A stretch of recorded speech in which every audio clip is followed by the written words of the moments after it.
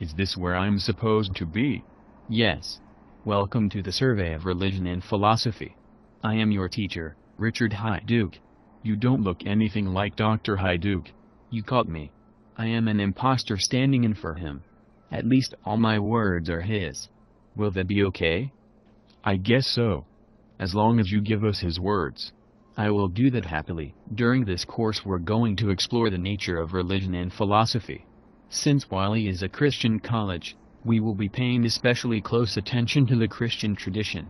We will consider how that tradition compares to some of the other options currently available in our world.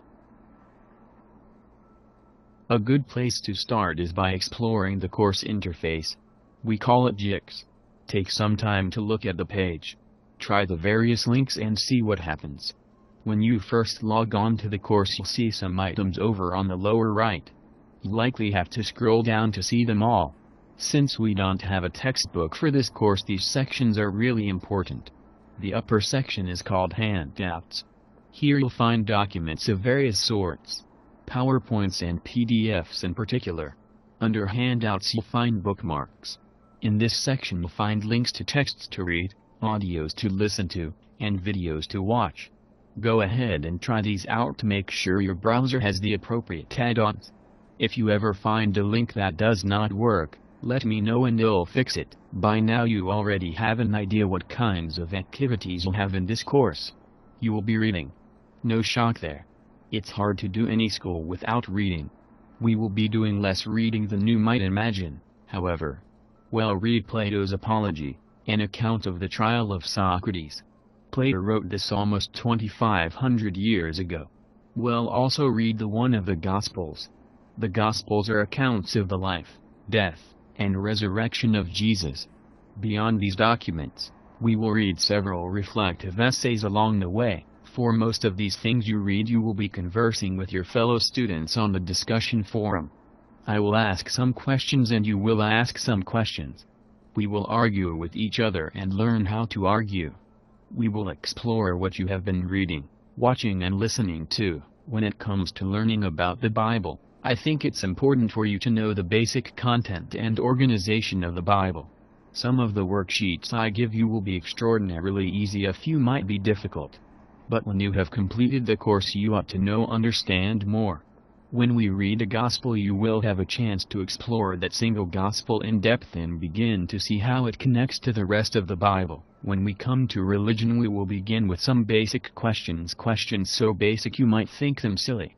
We will finish with a religion project. In this project, you will investigate a particular religion and report your findings to the class in the form of a PowerPoint. That way we will be able to learn from each other. Will we be doing these religion projects on our own? You may, although it would be good for you to work as a group. Sounds good to me.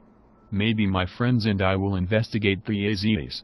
Let us continue. In addition to reading and writing, the bulk of your time will be spent listening to podcasts and watching videos. When you listen, watch or read, take notes. We will share our notes and address pointed questions on the discussion forum. Let me warn you, many of these will be difficult. You will have to listen carefully and think deeply. You will have to be willing to have your preconceptions challenged. You might even get uncomfortable. That's okay.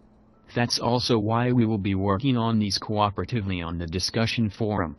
We will be able to check each other and correct each other. When you do a job, it's important to have the right tools and to have them in good working order. In scholarship and in life in general, words are some of our most important tools. In our study of religion and philosophy, your vocabulary will be challenged. You will be learning new words in every single exercise.